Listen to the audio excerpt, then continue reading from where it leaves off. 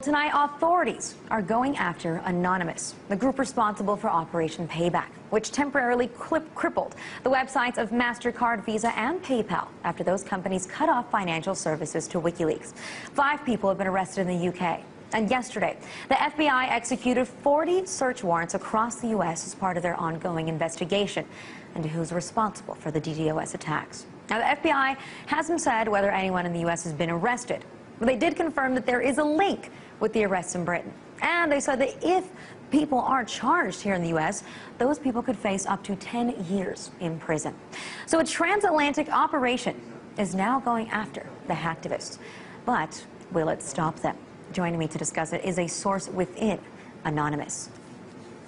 Thank you for joining us tonight. Now, first, I just want to ask, on behalf of Anonymous, are you guys surprised that the authorities are going after you here? It is a horrible shame that they continue to go after us, but it doesn't surprise us at all. I mean, we've been aware for months that Scotland Yard and the FBI have had ongoing investigations against Anonymous. It's kind of, I think it's the kind of their quest to bring down the whole of Anonymous, and they're never going to succeed. They kind of think that all of our base belong to them, and they're very wrong. Why do you call this a shame? Do you consider that what you've done is a criminal activity, or is this a peaceful form of protest? I've seen some of your statements claiming that. Oh, it's a shame that they continue to try. They're never going to stop the whole of Anonymous. DDoSing is not malicious. It could be considered a cyber sit-in, you know, an online protest. It's not harmful. It's much like, well, think of it much like blocking an entrance to a building like a bank or a shop. We're not breaking windows of buildings. We're not destroying parts of websites. We're simply denying access to it. That's the point. Distributed denial of service attacks. It's just a protest, but online.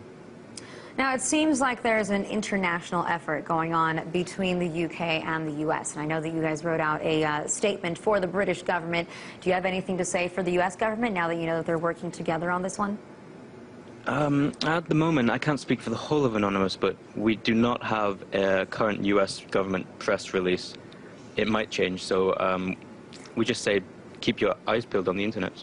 But how do you take these actions from the U.S. government, executing 40 search warrants all in one day across the U.S.?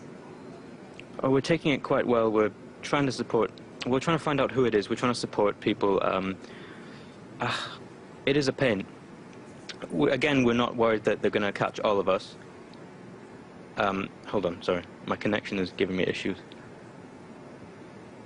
Are you still with me? You can keep talking so we can see if we can still hear you. I think that we may have lost our Anonymous representative. Please tell me if you're still with us and your connection is better.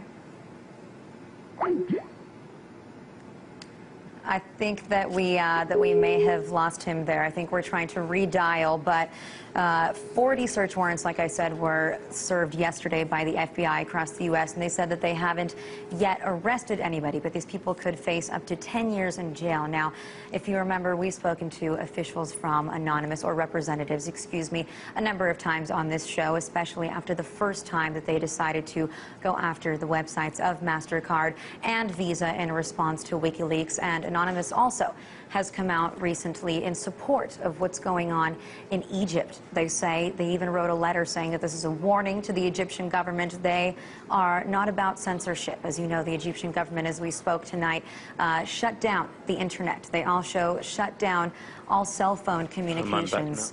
And I think that we have our Anonymous official representative back now.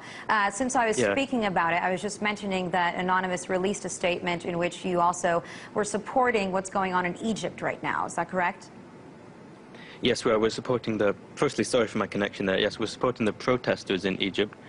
We have been, well, of course, the internet has been shut down in Egypt. We've been sending faxes of WikiLeaks documents to Egyptian locations like schools. We're trying to get people involved in WikiLeaks, trying to help people out. We're also trying to make sure the internet is well spread there. Most internet ISPs in Egypt have been shut down. There's still some dial-up going on that the government used, so we've been trying to help people with that too. Now, in regards to you know, the investigations by the UK and the US, what's your plan here? I know you can't give us the exact details, but is there you know, some kind of a plan for retaliation? I can't tell you for certainty that we have a plan for retaliation. There could always be an idea that gets sparked between Anonymous. It could always happen. Mainly, I'm just baffled by the FBI's statement about this, that DDoSing can earn up to 10 years in prison. It's pretty ridiculous. I think they just see us as hackers on steroids. They're trying to take us all down. But we don't have any initial plans, but that could change. Well, I also just want to know, in response to some of your actions lately when it comes to these DDoS attacks, what kind of a response have you gotten from people? Obviously not from government officials who aren't too happy about it, but from regular citizens, from the public. Are they supporting you here?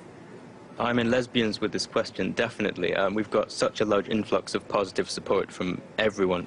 Well, not everyone, but a majority over the past couple of months. I mean, more and more people are realizing that they need to fight back against governments who think they can bite at their citizens. I mean, bringers of censorship and corruption need to learn that if they keep biting the anonymous hand will bitch slap them in the face. And we just want to stress that everyone is anonymous. We're not a secret club, a malicious hacking group, a cult of cyber terrorists, or an underground insurgent clan. I mean, we're not contained within one IRC network, one image board, or one human generation. I mean, we're everyone and we are no one. We're the producers of your show, we're the people at home watching it, on YouTube or other televisions. And if you want to help out our cause, we have sites like anonnews.org and anonops.ru to get started. We have press releases, news sources, a forum, and a public IRC network that you can come on any time. We're never going to give you up. We're never going to let you down. I think that some of our producers here on the Alona Show might counter that statement, but thank you very much for joining us.